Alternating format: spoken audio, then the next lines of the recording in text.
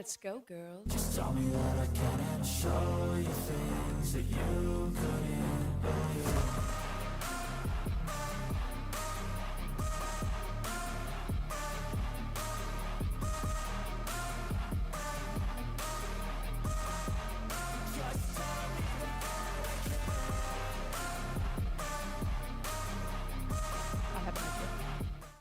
Yo! Welcome in to Women Talking Football, WTF for short, not to be confused with WFT. Don't do it. We are a trio of producers for Dave Campbell's Texas Football and Dave Campbell's Texan Live. I'm the executive producer, Ashley Pickle. Sitting over there next to me, our associate producer, Miss Mallory Hartley. Hello. Hey. And then sitting in the control room, making us sound good, the newest member of the WTF crew, it is Miss Vianney Moreno. Yo. Hello, hello. It is week 7 of the Texas high school football season.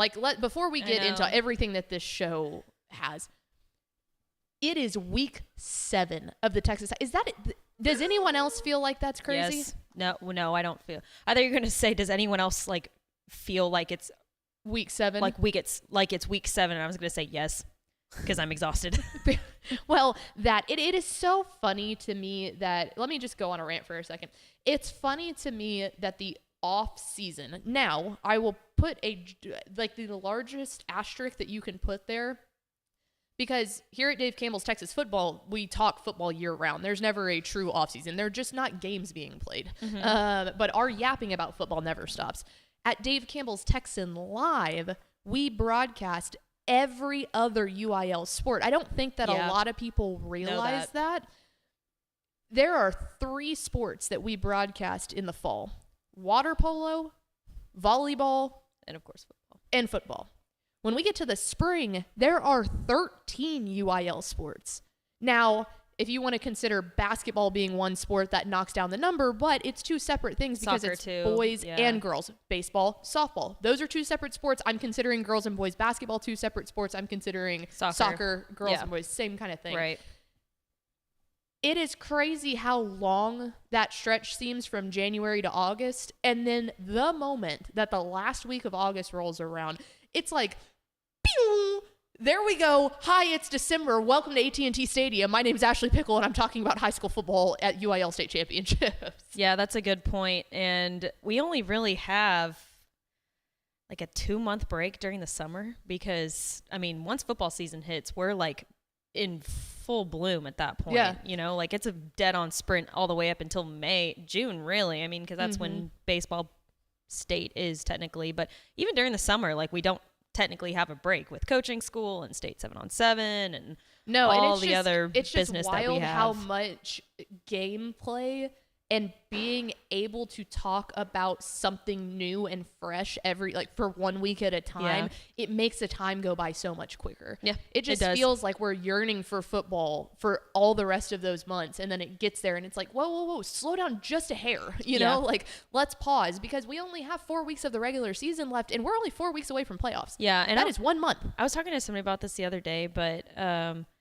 we were talking about how time just moves so quickly, as you get Welcome older to getting and old. stuff. I know, as you're getting older, and I told her, I was like, I feel like the days itself are just so long. Sometimes I just feel like they drag on, but then I look back to last week and I'm like, do you know the amount of stuff that has happened? Yeah. Right, exactly. We did so much in a single week, but yeah, it's the days themselves are very, very long, but the week itself is very short. Yeah. I don't know. It's crazy. Life. Welcome to week 7. Yeah. You want to just unload about how quickly time is. Well, I just realized too, November 1st is going to be my 5-year full-time anniversary. Oh, wow. 5 years? That's crazy. And it has simultaneously felt like 75 years and 2 seconds we've done at the so same much. time. Yeah. This company. This being one of them. So welcome into Women Talking Football as we reflect on our life Great here for transition. a second. Yeah. This is episode 78 of this show. If you want to talk about time going quickly, episode 78. And I am pumped up for this one because we will reveal our week 7 spotlight games for Dave Campbell's Texas Football tonight. And then we will be joined by KSAT sports anchor and reporter, Miss Mary Rominger, as we talk let's just be honest, my favorite city across the state, some 2-1-0 action. Let's go down to San Antonio. I said San Antonio and my stomach started growling. My heart, it knows. Taco Palenque.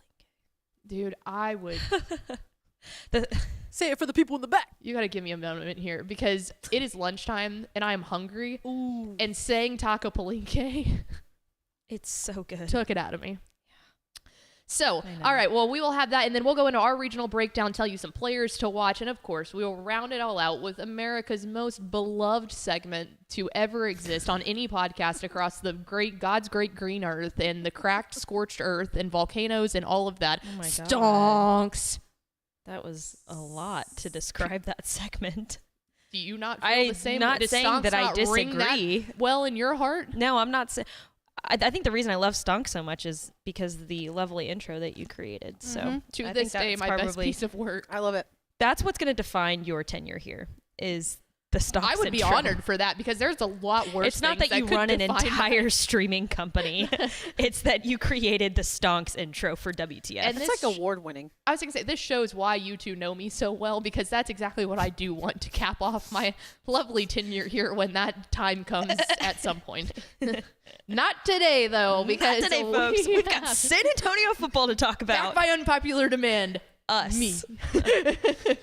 All right, so let's talk. If you are unfamiliar, if this is your first time, everyone's podcast is someone's first. If you are unfamiliar with our Friday night programming that we have to offer at Dave Campbell's Texan Live, we have Dave Campbell's Texas Football Tonight. It's a red zone style show where we dive into games all across the Lone Star State, and it is a party.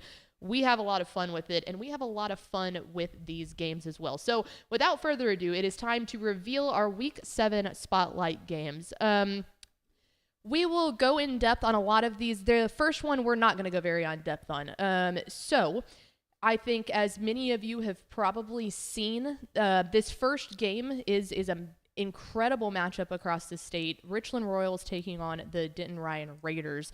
There has been some unfortunate news come out of Denton Ryan earlier today of the unexpected passing of defensive coordinator Aaron De La Torre. We have a brief write-up on it on TexasFootball.com that you are more than welcome to go check out. We do not know the status of this game. We do know as of right now it is continued or expected to kick off on Friday at its scheduled time. If that is the case, we will have that game as a spotlight game. If they were to cancel and or delay the game, completely up to them, we will adjust accordingly. So if this game happens on Friday, we will make sure that we have it as a spotlight game, but that is up in the air right now after the unexpected passing of Aaron De La Torre. But all right, moving on to our next spotlight game. This one, a banger in the DFW as Arlington Seguin takes on Argyle.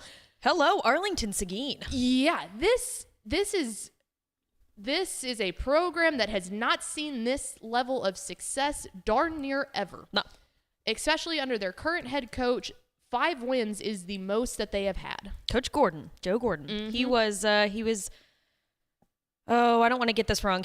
I'm just going to say very vague. He was a coach at Arlington High School when I was there. Oh, nice. Yeah, I don't yeah. think I realized that. Yeah, so we actually played Arlington Seguin for the first 2 years of when I was there. So my freshman and sophomore year, because they were in 6A. And then, of course, realignment came my third year there at Arlington High School, and they dropped down to 5A. So they've been playing in Class 5A ever since that season. But yeah, Coach Joe Gordon, he used to coach at Arlington High School. That is too funny. Yeah. I didn't realize so that. it's awesome to see how much success that he has brought to that program. So Yeah. very, very happy for him. So Arlington Seguin, obviously one of the newer programs in Arlington ISD. First football season was 2004. They have had 1 9-win season. That was in their second season in 2005. They have never had double-digit wins in a season. Under Coach Gordon, since he took over in 2017, the largest sum of wins that they have had in a season was last year when they went 5-4. So a winning season was one to be celebrated. Well, the Cougars are off to a 5-1 start, and it's not over anybody. They have wins over Red Oak, Burleson, Grapevine, the Colony, which I think is a better team than people give them credit for. Coach Gordon's squad has come out ready to play, and this one is going to be a huge one out of District 3, 5A Division 2 as they take on their district bunkmate in Argyle. The Eagles are high flying. They're looking good, coming off a huge win last week, and then Arlington Seguin coming off of a loss for the first time. We thought that they were going to have their way with Mansfield Timberview. That didn't end up happening. So they're looking for a bounce-back win, and this will be their toughest test in what looks to likely shore up what a district championship would be. Mansfield Summit at 3-0 probably has something to say about that, but those three definitely in the upper echelon of district play right now. I'd have to agree. Did you know that Argyle has a 6'9", 325-pound offensive lineman? I say it every time, but how do you feed that? Yeah, how I don't do you know. feed a human of that size? I don't know, but like, I can eat a lot. There's no way. Yeah. There's no way. That here's spoiling the surprise here. Well, not really a surprise, but I guess I'm having our intern Sam make an offensive line big boys up front graphic for Argyle because even the tight end's huge. Like that offensive line is huge. That's scary. Rocks. As my favorite way that his Powers is like an O-line aficionado, but my favorite way that he describes them is the big nasties up front. I love that. And guess what we're doing on Cruton Corner this week, which we're going to be doing live, by the way. Live Cruton Corner. Offensive lineman. Yeah, that's a good note. Ishmael Johnson not on this week for Texas Football Tonight, but our very own Greg Powers on to talk all things recruiting. So incredibly excited about that. All right, let's head down to the Houston area, a big district matchup in 9 5A Division 1 as the Eagles of Barbers Hill take on the Titans of Port Arthur Memorial. Both teams knotted up at 4-2 on the season. Both at 1-1 in district play. So last week, Port Arthur Memorial took an absolute romping against Galveston Ball. Yeah, 41-10. We had that one circled as one that we thought gave the nod to Galveston Ball, but would be much more competitive. I don't know if that says more about Port Arthur, if it says more about Galveston Ball. I'm going to lean towards saying I was more impressed with Galveston Ball than disappointed by Port Arthur Memorial. I'm going to lean that same way, and it's all because of Jonah Williams. He's just a freak. He's a freak show. If he's the straw that stirs the drink is like... Oh, it's tornadoing. Yes, exactly. Which, Galveston Ball tornadoes. Let's cut that. That was great. That was really good. And I didn't intentionally say that. No. It just happened. It just happened. That's why we get each other. You know what? We're here. Carl Absek off to a hot start with Barbers Hill. They're going through just as usual. 2 losses, one coming a 2-point loss to Deer Park, and then a disappointing showing, I would say, against Lufkin. But Lufkin, a very good program. So excited to see that one. Staying down in that neck of the woods, how about Silsbee taking on Hampshire Frenette in one that I know that we're very excited to see. Obviously, we've noticed Silsbee has not fallen off since Draylon Miller. I think that we've talked about that so much. Like, now we have our data set of going, no, this is just a good team. I agree with you, but that Hitchcock loss is... It's kind of the same thing with the Galveston Ball Port Arthur Memorial. Does that say more about how freaking talented that this Hitchcock squad really is, or does that say that, like, oh, has Silsbee actually kind of fallen off? Because you could say that is kind of their first real test of the season, right? Which is funny that you bring that up, because the Hampshire Frenette Longhorns also only have 1 loss on the season, and that was a 71-48 loss at Hitchcock. So Hitchcock be rolling. Again, it's like, I don't think that neither of these teams are bad teams by any stretch of the means. I think Hitchcock just might really be good. That I good. completely agree with you. You got to remember, that's them punching up Correct. a classification on both, punching up a division rather. So this one, I think, again, likely to decide the district championship, although West Orange Stark off to a 4-1 start as well. So an interesting little 3-way match going between those two teams. But this will be the early receipts, because if Hampshire Frenette was to win this one, then their date with West Orange Stark would be in week 11, and could very well, if West Orange Stark again could have their way with Silsbee. So this is a very interesting district. District 9 4A Division 2 is a lot of fun, and there is nothing that I love more than a potential district championship being decided in the week 11 matchup. Yeah, and I think that's what it's going to come down to. I completely agree. Absolutely. So we move now from the greater Houston area, how about we go to Waco / Temple? We're going to Temple, technically. Waco, America. We're going to the greater Super Syntax. Waco, America. Waco, America. One of our favorite places to be. Favorite places to be. Shout out Putters. Shout out Putters. How is this the first time that Putters has been? It can't be the first time that Putters has been brought up on WTF. For those of you that don't know Putters, you're missing out. You go to really Waco are. just for Putters. Like, So- go to a Baylor game and stuff, but, like, go to Putters. Mainly go for Putters.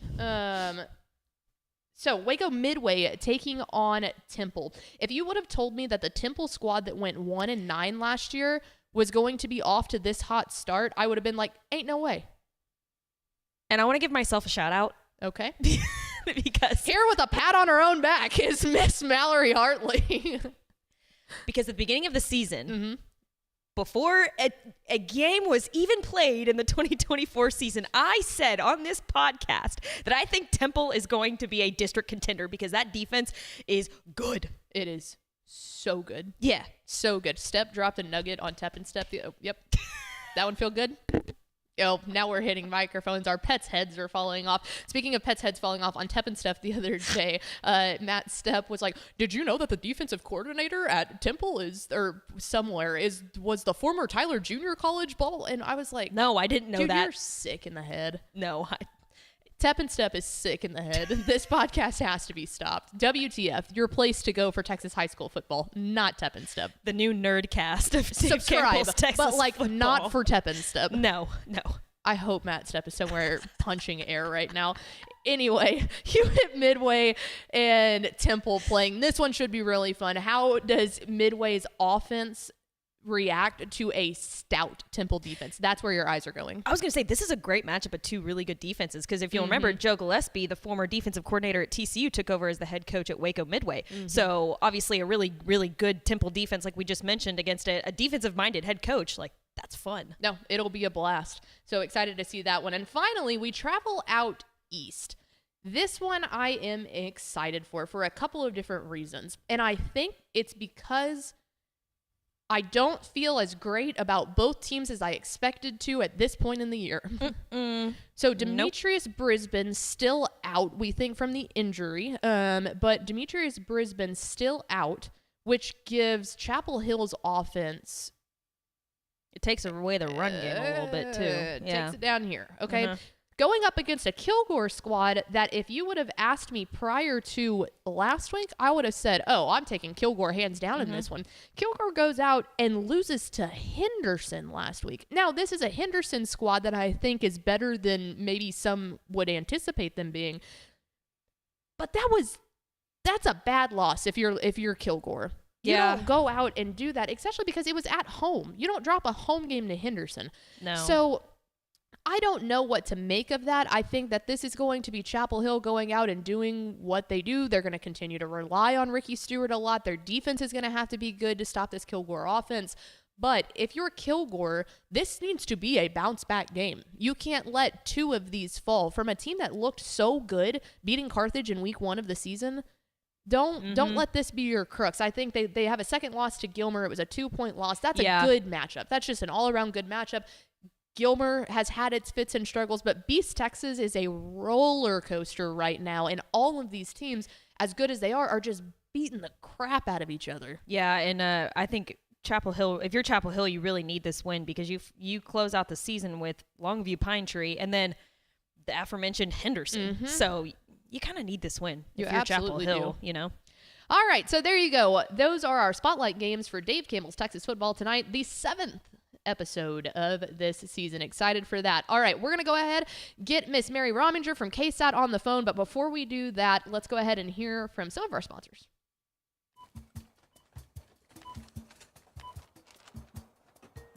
30-yard line, the 20, the 10, touchdown! Hi, I'm Jennifer Potter, Executive Director of Be Well Texas. Too many people are struggling alone these days, and alcohol and drug deaths are increasing. We started Be Well Texas to offer high-quality, science-based addiction treatment and recovery services anywhere, even at home. We provide compassionate, caring support virtually or in person. In many cases, there is no cost for treatment if you don't have insurance. Really. Welcome to Be Well, Texas. We're glad you're here. Hey DFW residents, get your grocery essentials in minutes, not hours or days, with Wing Drone Delivery. Forget about last-minute trips to the store when you need things like cereal for breakfast before school, medicine for a cold, or snacks for a movie night. Wing's drones get you quick, no-contact delivery in as fast as 15 minutes. Say goodbye to last-minute grocery runs and say hello to more of your valuable time. Sign up today.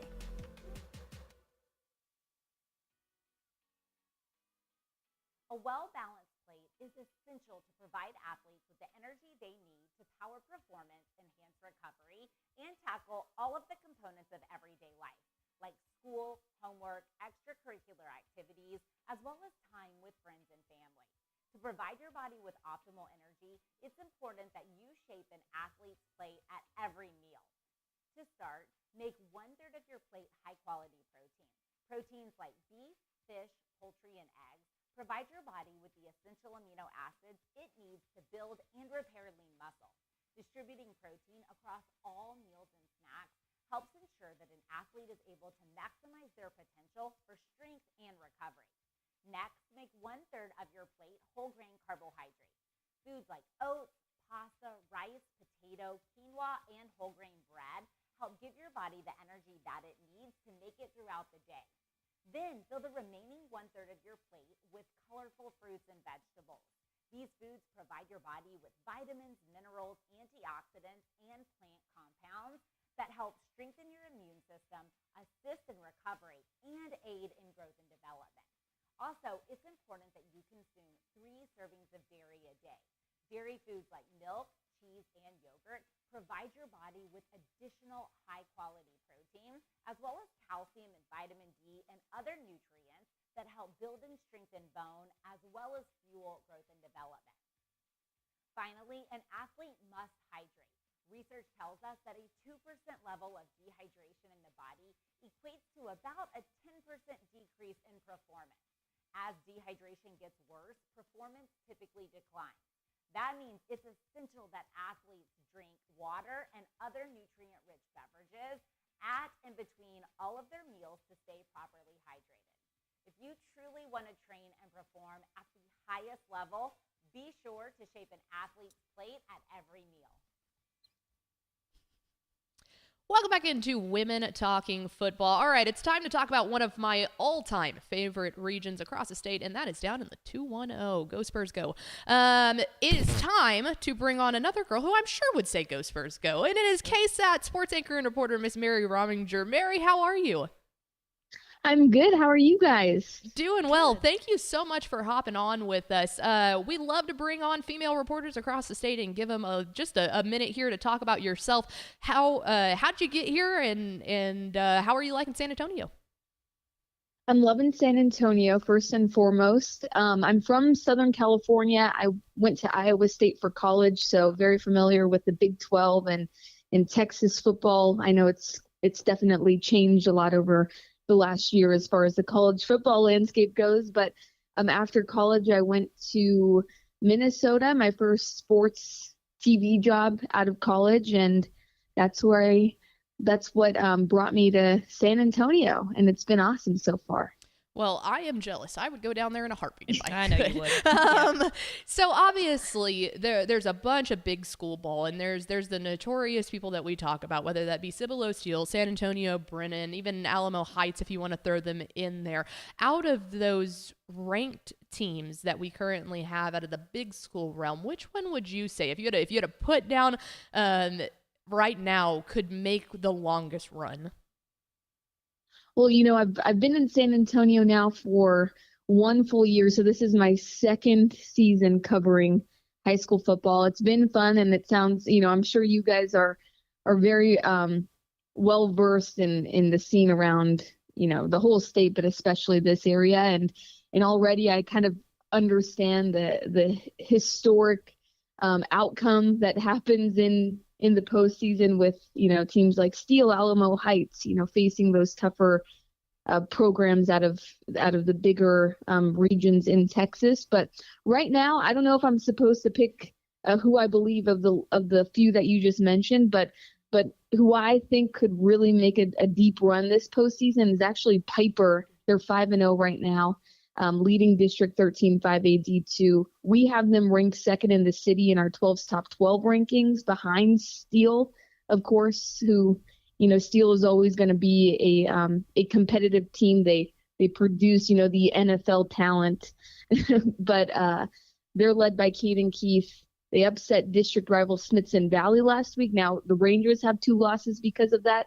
And Piper has just been that team to put up a lot of points, grind out wins, but they have a lot of talent on both sides of the ball.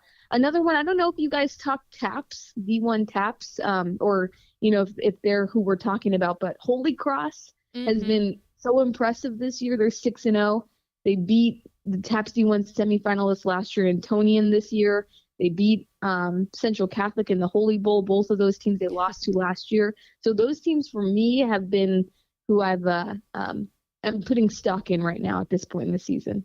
Cibolo is still definitely a very, very strong team down there, but it's been since 2013 since an Austin area team has lost to a San Antonio team has beaten an Austin area team. And we thought it was going to be this year with that Austin Westlake and Cibolo Steel matchup. Austin Westlake, of course, winning that one 41-16.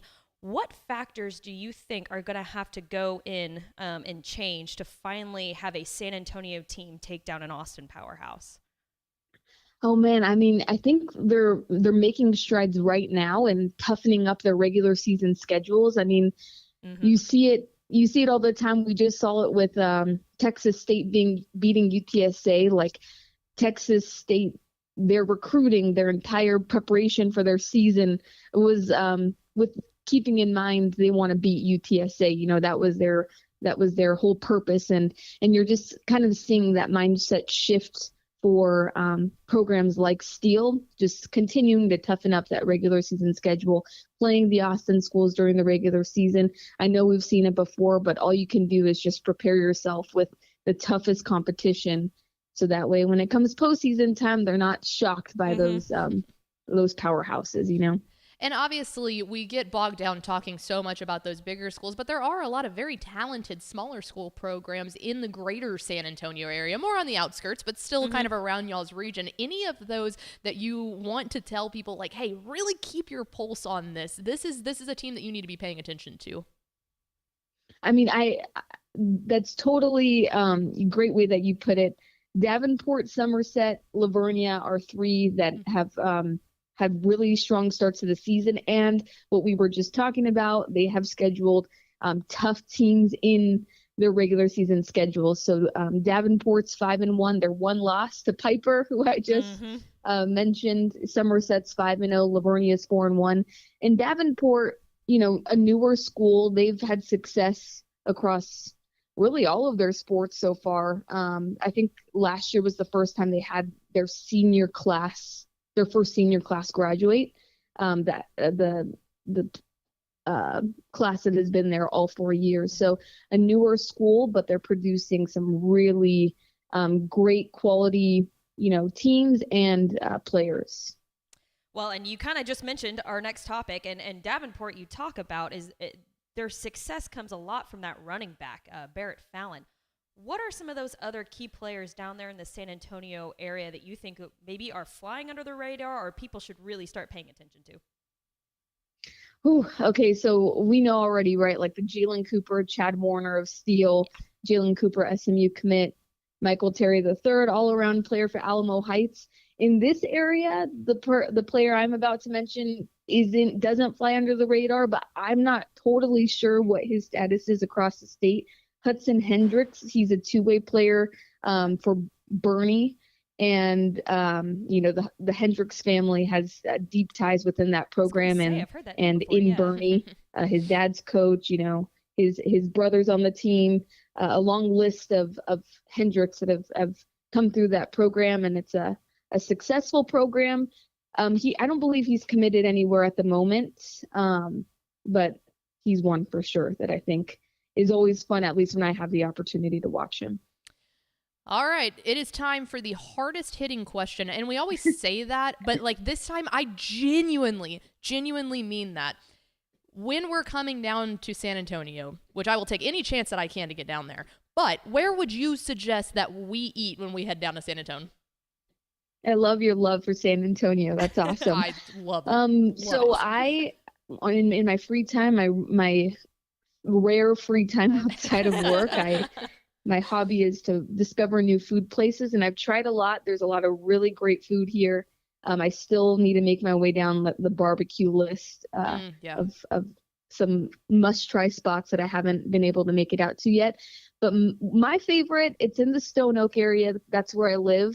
It's called Pan and Coffee, and it's the best like brunch lunch place. Ooh. They have a beautiful blend of like like Mexican influence, but with a French cafe menu. I'm it's down. Just so good. It's a must try. Cow, that sounds incredible. Yeah, I'm down. That sounds San Antonio. Incredible.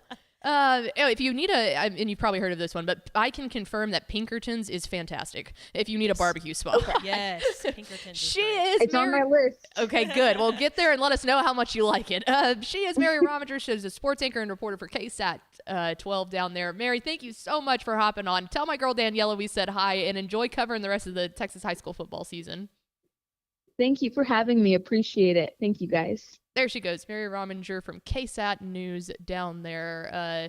One of my best friends, Daniela Ibarra, a news reporter down there, hooked us up with Mary, and so I was glad to see that they're another. They got a good sports department too. Nick Mantis is down there. Yeah. Him and Daniela used to work together in Abilene. Now they're all back down and enjoying San Antonio, and I don't get invited to the party, but whatever, it's okay. You're not salty about it at all. No, not at all. That brunch place though. Yeah, we're big brunch people. Huge brunch people. So she's speaking our language. You get a Mexican food influenced brunch too, and I'm there. Yeah, we'll have that for lunch, and then we'll have taco palenque for dinner. If we leave now, we can make it by 5:30.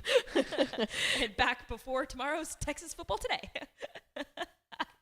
All right, so there we go. Mary and all of her take down there on the San Antonio area. Let's get into the regional breakdown as we take a look at the ranked teams. We start off with the aforementioned 6A squads. Number 22, Cibolo Steel Knights out of District 29, 6A. Head coach David Sines has turned that into a team that we expect to be a contender out of the 2-1-0 every single year, especially this one. So off to a 5-1 start. That one loss coming, like you mentioned, to Westlake earlier in the year. We wondered if this was going to be the time that they finally were able to get them. I think they got a little bit unlucky in the fact that Westlake was coming off of their first home loss in forever to Atascocita, that it turned into a little bit of a let some steam off game by Westlake. I really think that played a little bit of a factor in it. That's why this game had so much hype around it, because we were like, is this the year that Westlake is kind of down? Yep. But no, we realized it's not. No. Westlake is Westlaking. The difference in that game to me was that the lines just couldn't compete. It was different levels of physicality going up against a Tony Salazar coach defensive line that was just putting pressure on the quarterback, Chad Warner. They were able to neutralize the threats on the outside really well, which obviously is just a bevy of D1 athletes from Jalen Cooper, Royal Capel. The rushing attack by running back Jonathan Hatton has been incredible, but it was the offensive line got outpowered and faced a level of pressure from that Westlake defensive line that they just straight up have not seen. Yeah, no, I agree. But, we'll see. They're still an incredible team and likely, and the reason we asked Mary about that, likely going to meet up with one of those teams again, whether that be a Westlake, whether that be a Lake Travis. Interested to see how they fare in here's what we know we need to work on. Let's move forward with it. Then, out of District 28 6A, it is the 24th ranked San Antonio Brennan Bears. They are off to a 4-1 start. Sole loss coming from week 1 against Reagan. Reagan, a good squad. Yeah. But that loss not aging as well as I think that they would hope that it would, but they've really picked it up since then, beating Smithson Valley, Sotomayor, Harlan, and O'Connor. 2 of those, they're actually 3-0 in district play, so that's one of those 9-team districts, so they've already got 3 district games under their belt. Only 1 non-district game, that one coming out of San Antonio school. Yeah, exactly. But junior running back Mekhi Thompson has been the key cog in this. He's averaging 123 yards on the ground and complements a defense that's only given up 11.6 points per game. So this defense has been great. My main concern with Brennan moving forward, all due respect to the teams that they have played, the only one that I felt like held any sort of competition maybe from the offensive level was Reagan. And Smithson Valley is not what it has or from been in a the past. defensive perspective. Let me say I flipped that. When goodness gracious, when San Antonio Brennan has gone up against a team that has a good defense, their offense got neutralized very quickly. And so my question moving forward, I think that their defense is there. I think they've got a very good defense, but can their offense going up against a defense that's going to apply pressure be able to kind of get those fits out of the way? That'll be my question moving forward with them. I like it. Thank you. That is all my yapping for now. I've still got a lot left in me. Yeah, I was gonna say we've got it's only 12:37. We usually go until about So 5A Division 1 we go. It's the number 8 ranked San Antonio Piper Warriors. Okay, perfect. I didn't write that down, but I remembered that off of memory. So this is a program that had its first year of varsity ball in 2021, and it only took them 2 years to acquire a winning record. They went 12-2 last season, losing to Liberty Hill in the 5A Division 2 regional finals. Of course, they moved up a division this year because of realignment and now competing in 5A Division 1 and are off to a 5-0 start this season. They have 9 returning starters on offense, led by wide receiver Isaiah. I don't know how to pronounce his last name, but it looks like Champagne. So it is. Is it really? Yeah. Champagne? Is that how you pronounce it? That's how I've always pronounced it. Because it doesn't have the M in it. It's like Champagne. Maybe Champagne. I think it's like Champagne. I'm 99% positive it's Champagne, but you questioning it made me question it. Yeah. But dude's explosive. Oh, he's awesome. I really, really like him awesome. a lot. And the offense is complemented really, really well by the rushing attack as well, with John Hamilton and Brady Hopper there as their 2-star running backs. They've had like I said, started off 5-0 this season already with good wins over San Antonio and Johnson. And I know I just mentioned that Smithson Valley isn't what they have been in the past, but that's still a really good win over a program that's historically pretty good. And looking at their schedule, man, I think they're the favorites to win 13 5A Division 1 district. Yeah, I would agree with that. I think because I remember watching Champagne really start to kind of like make some strides last season, and I really do think obviously they lost Jake South, who was one of the leading receivers across all of San Antonio. I think that South had a really big impact on getting Champagne up to that level, kind of a coach on the field type situation. And he is really, they were stepped up into that role. And they were looking for him too, honestly. But no, I think you look at District 13 5A and they should be the favorites there. New Braunfels might have something to say about it. Interesting, which is a very interesting one, that Bernie Champion and New Braunfels are playing on Friday night, and that's one to keep your eye on. That's kind of one of those odd seeding games that could play like huge potential early on in district play. I was going to correct myself on something. Sorry. Oh, yeah. First year varsity ball in 2022, not 2021. Oh, there you go. Yeah, 2022. I had 2022 on here, but I said 2021. But yeah, so 3 years of varsity ball. That balances out you giving yourself a pat on the back earlier. 5A Division 2. Moving on now to 5A Division 2. It is the number 3 San Antonio Alamo Heights Mules. Never heard of them. I want to say John Ritteman. Is it? No, it's our buddy Ron Ritteman. Coach Ritteman. Shout out to Miss Patty Ritteman, who is a women talking football superstar. And we got to meet Kylie this summer. Her daughter at coaching school. That she family rocks. is amazing. Yeah, we're big fans of the Rittemans. Not even going to hide it. Yes. They are off to an incredible start this year, and let's not beat around the bush. It is Michael Terry III who has just. Yeah, he's on my players to watch. I won't talk about him too much. You can. He's insane. That's one of those that That's a generational talent right there. You see him on the field and you're like, oh, you're different. Like, you were different. And let's be very clear. It's not just him. They've got a bevy of weapons around him, but he is so stinking fun to watch play football. I mean, and he's a 4-year starter. It's no shock that they have had success starting 3 years ago. Yeah. You know, it correlates. Yeah. It's a linear. It's linear. You look at Alamo Heights, and they were always a decent program, but never these runs where they're going undefeated for 12 or 13 games, and then they lose late into the playoffs. You see some 7-win seasons, some 8 wins, some 5, some 4. You know, like, you're seeing that kind of stuff, and then all of a sudden it's like, oh man, they got really good.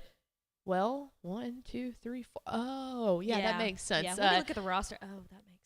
Anyway, Heights should, I think, really blow through that district. Yes. And then you start looking at Region 3, and I think Corpus Christi Miller is likely their only bump out of Region 3. And then when you get to Region 4, you look at teams, Fort Bend Marshall, Richmond Randall is another one.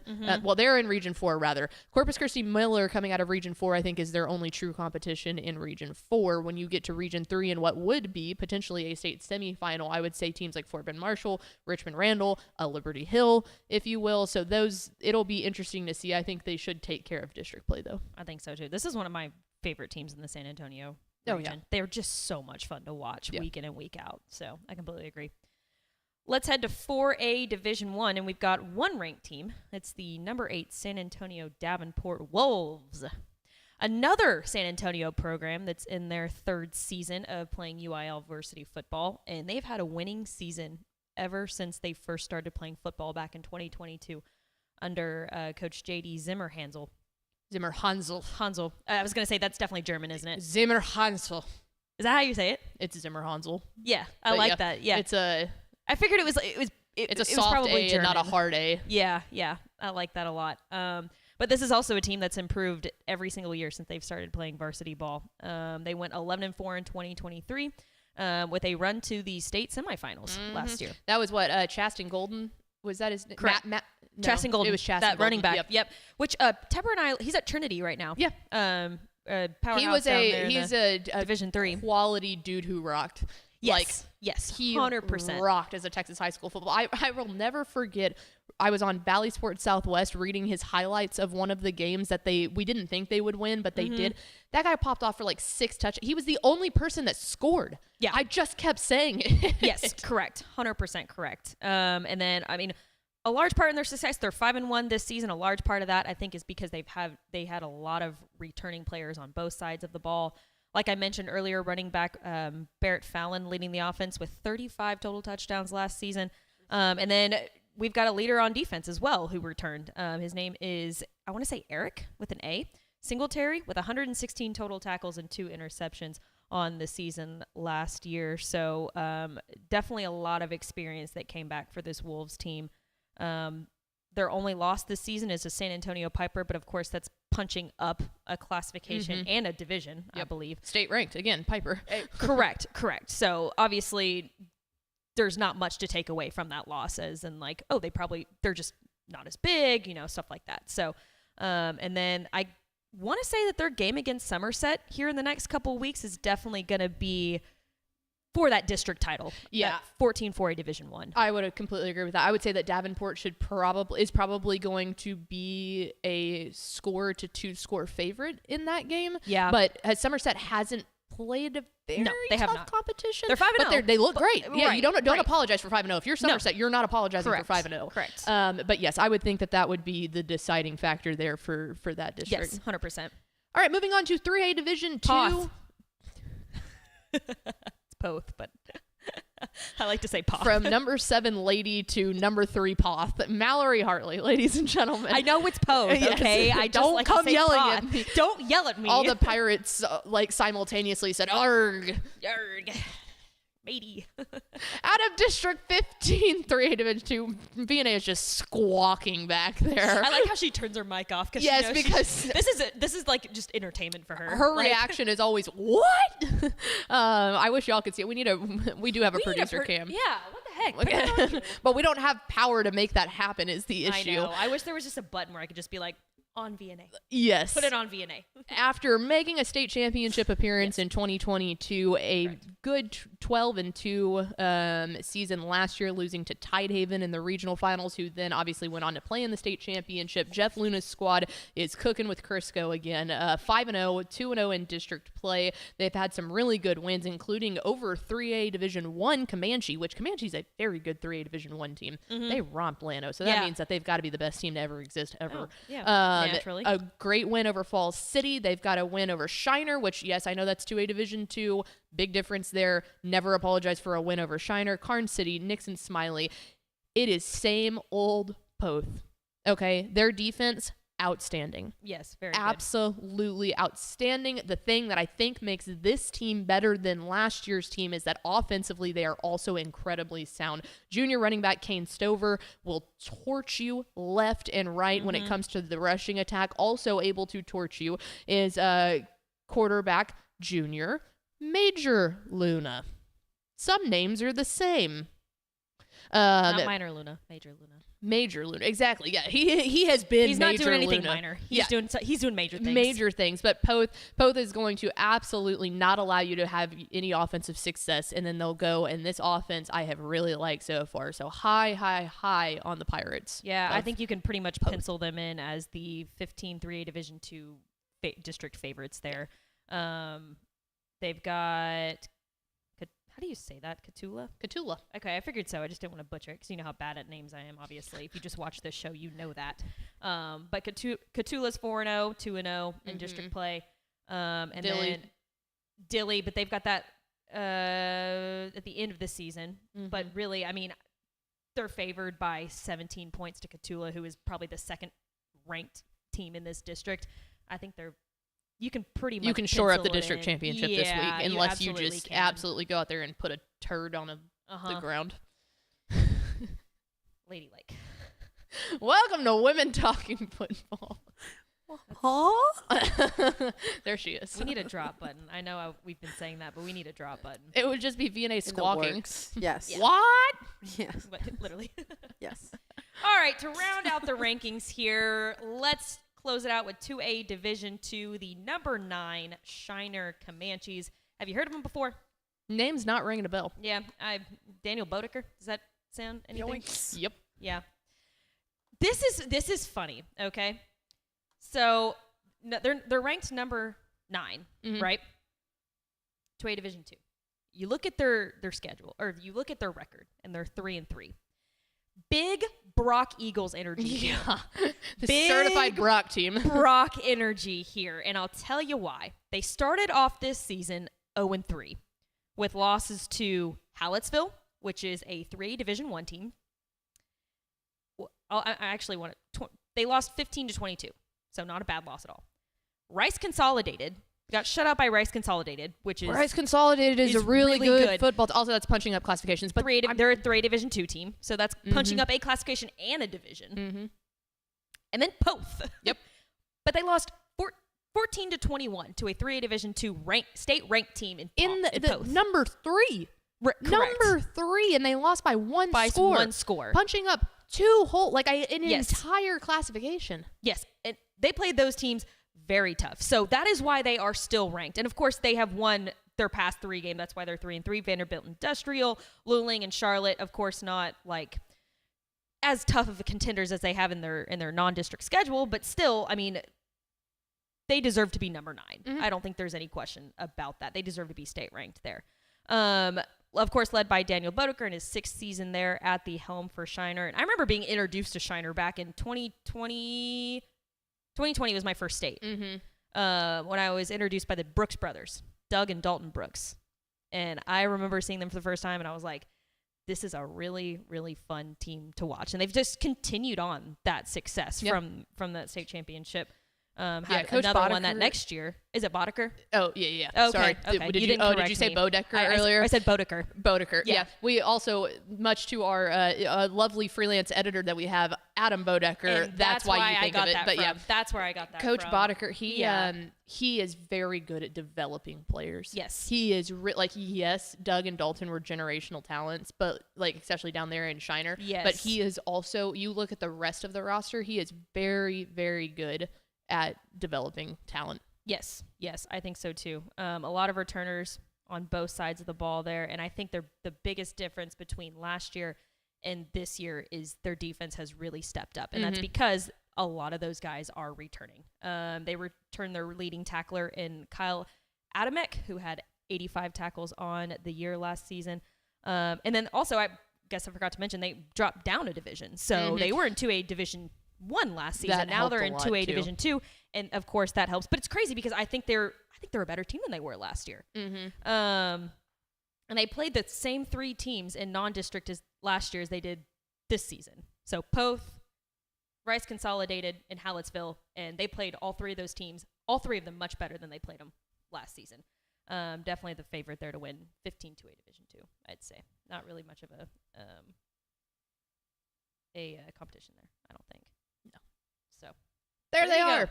The ranked teams across the greater San Antonio area. This is Women Talking Football, WTF. We're here live every Wednesday at noon, and this is what we like to do. We like to talk some recruits because that's Mallory Hartley's favorite thing in the entire world. Really it actually is. That wasn't sarcastic. Are you sure?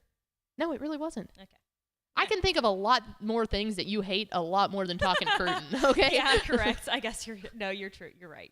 All right. Well, let's start off strong here. And okay, funny enough, so we're starting off with the dynamic duo and the wide receivers of Cibolo Steele, of course. Because you Jalen have to. Cooper and Royal Capel. And we're talking Cibolo Steele for Hutton Russell. No, today. nice. So Solid. we're doubling Quick up there plug. on Cibolo Nice. Steele. So, yeah. But you really you can't talk about one without the other. Both 2025 guys have been starting for a while on that team, and both just dynamic, big-time splash playmakers there with a ton of speed. Jalen Cooper is just so impressive. Last season, put up major numbers as a junior, 68 receptions for 1,600 yards, 23 touchdowns, averaging 24 and a half yards per catch last season, which is That's It's a freak of an nature. absurd. I mean, Freak of nature. that's not one touchdown No. or first down. That's not 2 first downs. That's No. literally a first down and a half. Yeah. Insane athletic ability, can catch in traffic and high point the ball over the top of defenders just to make the play. And he's committed to play for the SMU Ponies up here in Dallas. And then, of course, the other one, Royal Capel, great route runner and good at creating separation from the defender to make those big-time plays. And he's committed to play at Oklahoma State. Yeah. Up in Go Pokes. Stillwater. Go Pokes there. Both obviously are going to make I think a big impact in the next level. And I'm really excited to see how they do at the next level in those big Division I programs. Moving down to the list. It's the San Antonio Wagner 2025 linebacker Kavion Carter. Just an all-around great defensive player with a nose for the football and has that burst of energy in speed that this team needs. 6'2", 203 pounds. I wouldn't want to have the football and be near this guy. No. If I had No, the I'm good, football and thank I you. saw him running at me, Yeet. I'd probably give him the football. I would just Here give you him go, that Mr. turnover. Sir. Yeah. Would you like a scoop and score? Or would you like an interception? Reception. I can Which one helps make your both stats happen. more because I don't want the football. Mom, come pick me up. I'm scared. I'm scared, but dude has a great read on offenses that he faces and quick to react to the play. He's great in zone coverage, obviously, but he can also act as a corner in man-to-man coverage if you need him to. He's got reps as a pass rusher as well, so he really can do it all on the defense. He's got reps at pretty much all the positions there on the defensive side of the ball, and he's committed to play for the Bobcats of Texas State. Eat 'em up, Cats. Eat 'em up, Cats. Moving on down the list. I love that's what you add. You guys those quirks are on today. Let me tell y'all. That was a big allergy sniff that you gave the people there. Me? Yeah. Did I really? You need to address a public apology for that one. It's allergy season. You don't let me sleep, so because I have so much work to do. So I'm just on. I apologize for her sniffles. Anyways, can I continue? Yes. Thank you for apologizing, Pickle. You're welcome. Alamo Heights 2025 athlete, Mikel Tyree III. Michael Terry III. No introduction. Mikel? A top-rated It's like athlete. Mikel Harrison Pilot? That's a blast from the past. Speaking of Temple. Top-rated athlete in the state and brings obviously so much to the table. A true game changer on the offensive side of the ball, like you said earlier. Powers likes him as a wide receiver when he talked. What? I ran across a funny tweet. It's nothing to do with you. Go ahead. This obviously shows how much she listens to when I talk about players. I was trying to go retweet that we were live. Okay. Go. I'm sad. 1 hour because into you the don't show. listen to my players. No, I am. I'm sorry. It popped up. Okay. Anyways. Powers likes him as a wide receiver, but he could play in different spots on the field. He's good. He's got great route running abilities and has hands to make the big time plays, and a guy that just has a really high ceiling. And he's already done such incredible things at the high school level, from being a freshman on varsity. But to see this guy in a college training, under a college training regime, eating the meals that he's supposed to be eating and training as a college athlete, it's only going to get better. And that's really hard to think about right now. He's currently uncommitted. One of the top, I think the only player in the top 100, I think, in the Hot 100 in Powers' list that is uncommitted currently. Which is fun that there's still someone that's not. Yeah, you know, right. It's always sad when those like recruiting cycles end. Exactly. You know, I think especially with athletes like that. You're right. I think he likes Texas, but also is considering programs like Nebraska and Oregon there. Definitely one to, if you're looking for fun football, he's one to watch. San Antonio Johnson, 2025 wide receiver, Jaden Perez. You know that saying where you win some, but you also lose some, or you win some, you lose some, right? Elephant in the room. I think we were all kind of concerned with what this offense was going to look like without quarterback Ty Hawkins. You guys remember Ty Hawkins was their star quarterback there last year, transferred to IMG Academy in Florida. A dual threat, do-it-all quarterback for this Johnson offense. But here in comes Jaden Perez. He was a wide receiver from San Antonio Brandeis last season, and dude is a beast, a downfield threat, and can be utilized in the short passing game as well with yards after catch ability. He's got the speed to outrun you and the agility to make a man miss. And he's also committed to play at Oklahoma State alongside Royal Capel. So that'll be a fun young wide receiver duo coming out of the San Antonio area, traveling up to Oklahoma to play together at the next level. San Antonio East Central 2025. I have him on here as a linebacker, but also he could be considered as an athlete. I think he's going to play linebacker probably at the next level. But you could consider him as an athlete. When I was doing my research about him, I like to pull up their Twitters because sometimes they put stats on their Twitters, or they put, fun highlights or something that maybe is not in their huddle accounts or whatever. And the first thing that popped up was a highlight from week 5 from when East Central played Judson, I believe, Converse Judson. And he returned a kickoff all the way back for a score against Judson. Jeez. So dude's an athlete. Put him in at running back or flip him to the defensive side of the ball, stick him at linebacker. Obviously succeeds on special teams. He can really do it all. His speed and size are probably what stand out to me the most when I watch his tape. 6'2", 210 pounds. Dude's a freak show with insane athletic ability. When it comes to sheer size, he's just winning that category up against you. I mean, 6'2", 210, that is a big boy. It's tough to bring him down when he's got the ball, and will bring you down when you have the ball. Yeah. So really, really fun two-way player to watch there in San Antonio. Oh, and then he's got offers from Arizona, Boston College, UTSA, and a couple more too. But that'd be a good get for UTSA if they could keep him at home. Yeah, definitely. All right, and let's round it all out with Yoakum 2026 athlete Xavier Barnett. And I was telling Powers before this show that he's one of my favorite players in the San Antonio area. I know the Michael Terrys of the world and the Royal Capellas, Jalen Coopers, they're Yoakum fun. some love. But Xavier Barnett is a dynamic player. Have you seen that meme going around where it's a quarterback, or it's just a meme, and the quarterback says like, "Screw it, so and so's down there." Yeah. That's literally Xavier Barnett. It's like, screw it, Xavier Barnett's down there. I'm just gonna yeet it. He's insane, 4-star prospect with just insane athletic ability. He's got great hands. He can make those splash plays when the offense needs that spark. He's very reliable in the passing game when it comes to being a downfield threat or in the screen game and needing a guy with a great run after catch ability, but can also make an impact on the defensive side of the ball as well. And he's got a scoop and score on the season already. So obviously great there for the defense. 6'1", 185 pounds as a junior, so he's got a lot of room to grow there still. And he's got offers from in-state programs like Houston, SMU, UTSA. So I really, really hope that one of those programs can keep him here in the state because he's a fun player to watch. Maybe UTSA, like you said earlier, UTSA can keep him home. But there you go. There's players to watch. Very nice.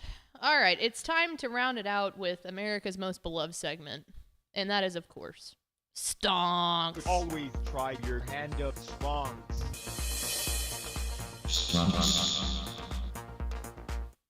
It is time for Stonks, where I give Mallory a question, and she tells me stonks up or stonks down. For today's Stonks, can one of these teams, one of these ranked teams in the Greater 210, emerge and make it to at least the state semifinals? Mm-hmm. Who is your pick for that? San Antonio Davenport did it last season, obviously. But I gotta go Alamo Heights. Yeah. I think that's the safe pick here. The safe pick. Yeah. Yep. I think you could go out on a limb and say, hey, they've got experience returning. They're still a really, really good team in Davenport. And they've got experience playing in a state semifinal game. But I think if you're going with the safe pick, you have to go Alamo Heights, and it's obviously because you got your do-it-all athlete in Michael Terry III. Yeah. If he can stay healthy, they can get there. Oh, yeah. If he can stay healthy, they could make it to state. Yeah, because they're coming out of Region 4. Correct? So I want to pull this up. I wanted to take a look at Region 4 here, I guess from... Let's go to 5A Division 2 Region 4. So we take a look here. As we do producing on the fly. So they are... Again, I think that Miller might be their only... Because they've got Bernie in district. I think that should be fine. They've got Corpus Christi Miller. I would say that's the only thing probably giving them fit. So then you look at Region 3. Fort Bend Marshall and Richmond Randall are in the same district. You've got a sneaky Waco University squad. Let me throw that one in there. And then I would say that your favorite out of Region 3 is going to be Liberty Hill. Yeah. So if it comes, that would be a fascinating matchup in the state Liberty semifinal and Alamo Heights. Yeah. Because that would be one of the largest shootouts of the year. I think so too. Which I think that Alamo Heights' defense is better than Liberty Hill's defense. So I, at that point, would give the nod to Alamo Heights. Because what Liberty Hill does is they want to get you in a track meet. They don't care about stopping you on defense because they can score in a heartbeat. So can Alamo Heights. So Alamo Heights having somewhat of a good defense could pay dividends in that one. Yeah. I agree that I think that's a safe pick. I think they're easily the favorites coming out of Region 4. Yeah. If I just had to pick that there, and then obviously. If I had to go with any other one that's a little bit more of a risk, but I would say probably the next greatest lock just of the playoff path that they have to go, I think I would go with Poth. Yeah. Out of 3A Division 2. Because here's the interesting thing. The thing that's standing in their way is in their own region, and they would likely, if they both finish top of their district, which I anticipate they will, would be East Bernard, which is the second-ranked team. Yeah. So that game would happen in the regional semifinals, which is just such a shame that one of those teams has to get knocked out in the regional finals, or the regional semifinals rather, because then after that, I think that the winner of that regional semifinal game is going to be the favorite, because you look in District 3 or Region 3 rather, Newton maybe. I mean, other than that, I don't see anybody. Oh, your Quitman Bulldogs are in there if they want to go up against this one. But I don't see anybody other than Newton that could even try and compare to those two teams. So I think you're thinking they're going to come out of the right side of the bracket. They're definitely the favorite in the Region 4. Yeah, it's gonna. I would say it's Poth or East Bernard. Yeah, and they're going to face each other, and again, would end up if they both win their district. That's shaping out for a regional semifinal game, not even a regional final game. So they're going to get their largest test in the third round of the playoffs on Thanksgiving weekend, and then I would say that they should march. The winner of that game should march right on in to take on what I would assume would be Gunner coming out of the left side of the bracket. Yeah.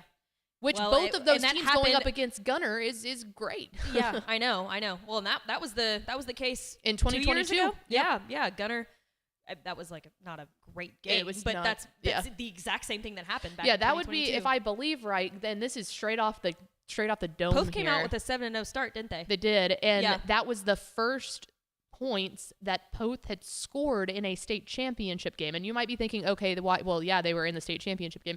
They were in a state championship game prior to that, I believe back in like the 70s or something, where they got shut out. So those 7 points were something to celebrate. So Poth is going, all right, not only do we want to make it back there, but let's try to be competitive in a game. And this squad looking like someone that can do it, but getting through East Bernard, the Bramus of East Bernard is going to be a difficult task there. So that was just a fun one, and I love 3A ball. So wanted to throw that out there. But I think you're right. I agree with... The safe pick is definitely... with your Alamo Heights. I agree. Yeah. All right, so there you go. Episode number 78 of Women Talking Football, breaking down the 210 region. Next week, we will break down Austin, Texas, and the Hill Country. So excited to bring you that. Until then... watch Texas football tonight. On Friday night, it is 7:30 to 10. It'll be myself, Greg Tepper, and Greg Powers. Powers making his debut in the 2024 season. Correct. Because he was on there once last year, but not this year yet. He sure was. And Vianney Moreno and Miss Mallory Hartley will be behind the scenes bringing all of the action to air. So Pickle and a pair of Gregs. What a ringing endorsement. We'll see you next week on Women Talking Football.